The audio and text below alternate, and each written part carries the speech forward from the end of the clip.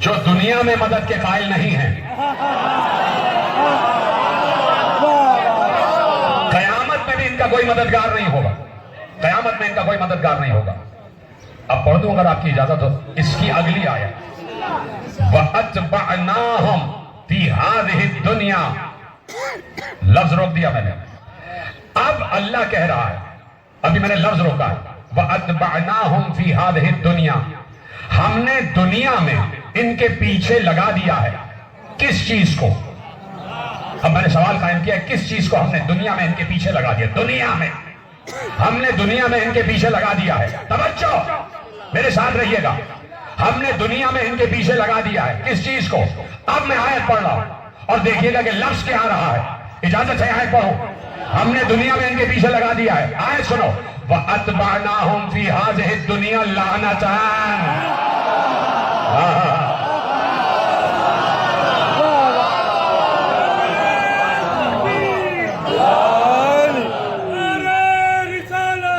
عجیب پہچان قرآن بتانے جا رہا ہے، وَأَتْبَعْنَاهُمْ فِي هَذِهِ الدُّنْيَا لَعْنَةً وَيَوْمَ الْقِيَامَةِ هُمْ مِنَ الْمَقْبُوحِينَ۔ عجیب پہچان بتائی خدا نے ان امام جہنم کی۔ امام جہنم کون ہوتا ہے کہ دنیا میں بھی اس پر لعنت، جس کے پیچھے لعنت لگ جائے، جس کے پیچھے لعنت کو دیکھو سمجھ لو امام جہنم ہے۔ اللہ نے کیا کہا سورہ بقرہ میں ارشاد فرمایا، ان الذین یکتمون ما انزلنا من البینات والہدی من بعد ما بیناہ للناس فی الکتاب اولئک یلعنہم اللہ ویلعنہم اللاعنون۔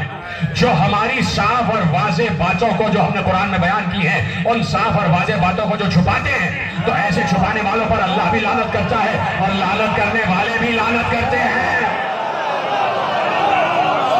دشمنان اہل بیت پہ لعنت، اور جو فرمایا آپ نے، دشمنان اہل بیت پہ لعنت، دشمنان اہل بیت پہ لعنت، نعرہ حیدری۔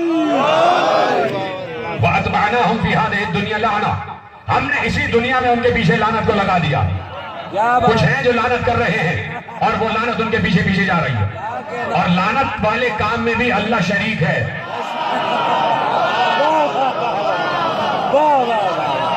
لعنہم اللہ فی الدنیا والآخرہ، ان پر دنیا میں بھی لعنت ہے اور آخرت میں بھی لعنت ہے، اور لعنت اللہ بھی لعنت کر رہا ہے اور لعنت کرنے والے بھی لعنت کر رہے ہیں۔ کیا کہنا؟ تو لعنت والے کام میں بھی شریک ہو جاؤ۔ اتبعناہم فی ہذہ الدنیا لعنہ، ہم نے اسی دنیا میں ان کے پیچھے لعنت کو لگا دیا۔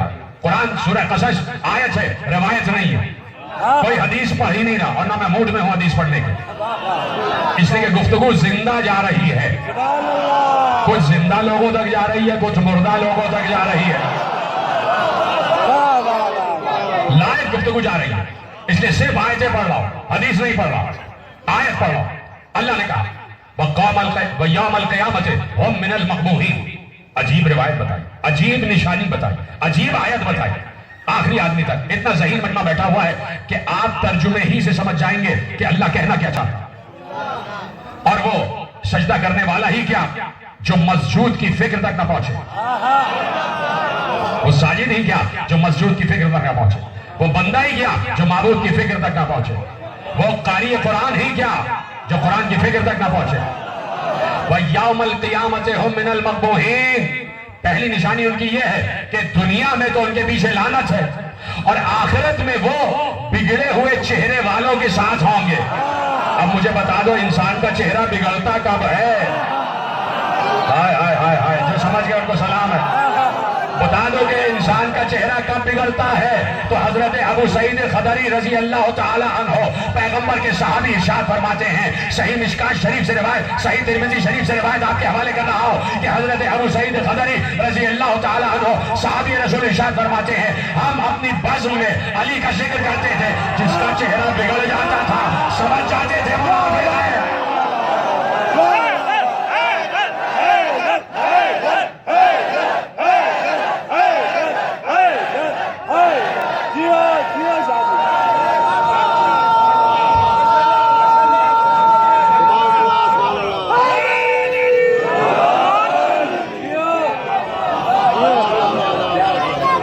بیٹا وقت کم ہے، بیٹا تھوڑی دیر بعد پڑھنا, بیٹھ جاؤ بیٹھ جاؤ. توجہ فرمائی. ہم من المقبوحین, وہ بگڑے ہوئے چہرے والوں کے ساتھ ہوں گے. یعنی وہاں بھی چہرے, اگر یہاں چہرہ بگڑا ہے تو بگڑے ہی چہرے کے ساتھ محشور ہوگے. اس لیے کہہ رہے علی کا ذکر آئے تو خوش ہو جایا کرو, تاکہ جا کے اپنے گھر پہ اپنی والدہ کے قدم پکڑ کے شکریہ تو ادا کرنے کے قابل ہو سکو. توجہ ہے نا آپ کی. تو اب ایک ہے امام حق, ایک ہے امام باطل. اللہ نے کہہ دیا, سورہ انبیاء سورہ قصص دونوں روایتیں, دونوں آیتیں میں نے آپ کے حوالے کر دی. ایک امام وہ ہے جو ہمارے امر سے ہدایت کرتا ہے, اور ایک امام وہ ہے کہ جو یدعون الی النار ہے, جو جہنم کی طرف لے جاتا ہے. تمہارا کام یہ ہے کہ جب تم اس دنیا میں آ گئے, پوری عالم انسانیت سے اللہ مخاطب ہو رہا ہے کہ تمہارا کام یہ ہے, فکر قدرت یہ ہے, فکر قرآن یہ ہے, ان دونوں آیتوں کی روشنی میں, ان دونوں امام کی فکر کی روشنی میں, کہ فکر قدرت یہ ہے, منشائے قدرت یہ ہے کہ تم اس دنیا میں آ گئے تو تمہارا کام یہ ہے کہ تمہیں امام حق کی پہچان کرنا, تمہیں شناخت کرنا ہے کہ امام حق کون ہے. تمہارا کام صرف یہ ہے کہ تلاش کرو کہ امام حق کون ہے, تلاش کرو, اور جب امام حق سامنے آ جائے تو اس کے پیچھے ہو جاؤ. امام حق کا انتخاب کرو. یہ انتخاب تمہیں اپنی فکر سے, اپنے عقیدے سے, اپنے یقین سے, اپنی صداقت سے کرنا ہوگا. یہ انتخاب کوئی الیکشن سے نہیں ہوتا جو کہ کسی طرح ہو ہی کے نہیں دے رہے, کسی طرح ہو کے ہی نہیں دے رہے. یہ انتخاب سے نہیں ہوتا, یہ انتخاب نظر سے ہوتا, یہ انتخاب دل کی معرفت کی آنکھوں سے ہوتا ہے, یہ انتخاب ماں کی دعاؤں سے ہوتا ہے, یہ انتخاب حسب نسب کی شرافت سے ہوتا ہے, یہ انتخاب شجرے کی پاکیزگی سے ہوتا ہے, یہ انتخاب اتقاء سے ہوتا ہے. متقی انسان وہ انتخاب کرتا ہے. تو انتخاب یقین سے, عقیدے سے, صدق و صداقت کی گہرائیوں سے ہوتا ہے. تو کہا تمہارا توجہ, تمہارا کام یہ ہے کہ امام حق کی تلاش کرو, اور جب امام حق تلاش ہو جائے امام حق کا انتخاب کرو, اور جب امام حق کا انتخاب ہو جائے تو اس کے پیچھے چلو. کل ایکویشن یہ ہے اس دنیا میں آنے کا مقصد صرف یہ ہے کہ امام حق کی تلاش ہو.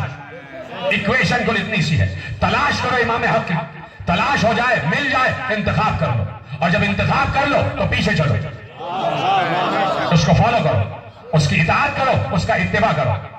ٹھیک ہے, بات یہاں تک پہنچ گئی, آگے بڑھوں اب آپ کی اجازت ہے. ایک بار سورہ مبارکہ غاشیہ میں اللہ نے آواز دی, عاملۃ ناصبہ تصلی نارا حامیہ. ختم ہو رہی ہے بات, بالکل تقریر آخری مرحلے میں داخل ہو گئی.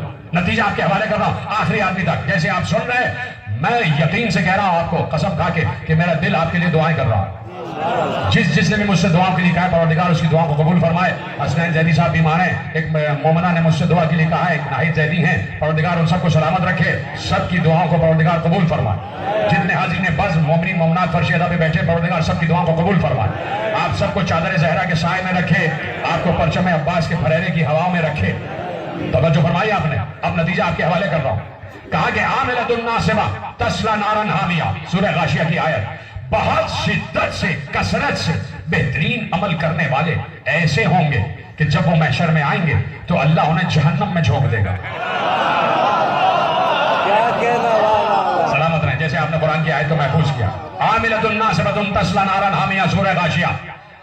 هل اتاک حدیث الغاشیہ, یہاں سے آیتیں شروع ہو رہی ہیں.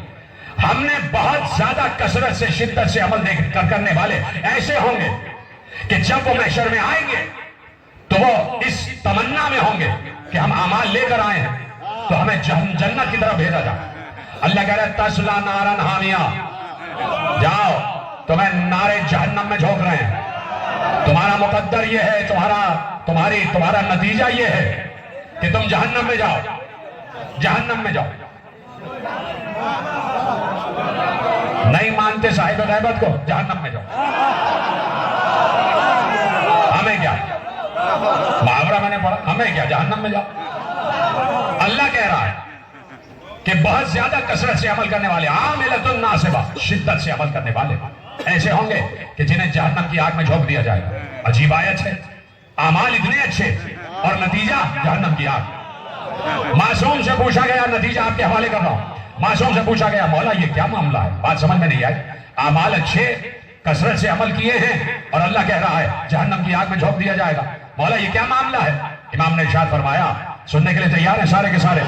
امام نے ارشاد فرمایا سنو اعمال تو بہت اچھے کیے ہوں گے، اعمال بہت اچھے ہوں گے، بہت بہترین اعمال ہوں گے، بہت زیادہ فلاح و بہبود کے کام کیے ہوں گے، بہت زیادہ حقوق ادا کیے ہوں گے، بہت زیادہ فلاح و بہبود کے کام کیے ہوں گے۔ لیجئے جملہ لے جائیے، امام نے ارشاد فرمایا، وارث رسول نے ارشاد فرمایا، چھٹا وارث رسول ارشاد فرما ہے، نبی بھی صادق ہے تو امام بھی صادق ہے، تو امام صادق نے ارشاد فرمایا کہ میں تمہیں بتاتا ہوں کہ کیا ہے، اعمال تو بہت اچھے کیے ہوں گے، لیکن مسئلہ یہ ہے کہ دنیا میں غلط امام کا انتخاب کیا ہوگا۔